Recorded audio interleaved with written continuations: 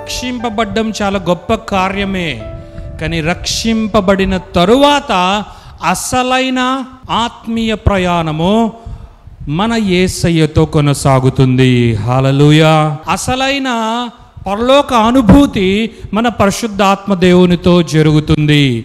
ఇది మనం ఈ భూమిపైన ఉన్నన్ని నాళ్ళు మన జీవితం అంతా ప్రతి దినము మన యేసయ్యతో, మన పరిశుద్ధాత్మ దేవునితో, మన తండ్రి అయిన దేవునితో సమయము గడుపుచు వాక్యము ద్వారా అనేకమైనవి నేర్చుకుంటూ, ఆయన మెల్లనైన స్వరాన్ని వింటూ, ఆయన ప్రణాళికలు తెలుసుకుంటూ మనం గొప్పగా వృద్ధి చెందుచు బహుగా ఆశీర్వదింపబడి మన తండ్రికి ఘనత తెచ్చులాగున అనేకులకు ఆశీర్వాదకరముగా ఈ భూమిపైన ఒక ప్రభావవంతమైన జీవితాన్ని జీవించాలి అని ముందుగానే దేవాతి దేవుడు ఒక గొప్ప ప్రణాళికను మనందరి కొరకు ఏర్పాటు చేశాడు. దేవునికి మహిమ కలుగును గాక.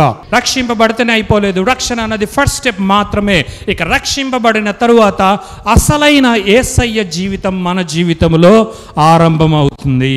అసలైన యేసయ్యతో ప్రయాణము మన జీవితంలో ఆరంభమవుతుంది. అందుకే we need to yoke together with our Lord Jesus Christ.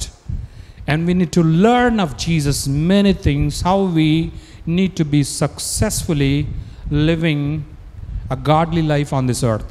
రక్షింపబడిన మనము, పరలోక రాజ్యపు వారసులుగా అయిన మనము, పరలోక రాజ్యపు సభ్యులుగా, సిటిజన్స్గా అయిన మనము ఈ పరలోక రాజ్యం మర్మమును కూడా తెలుసుకోవాలి. ఏంటది?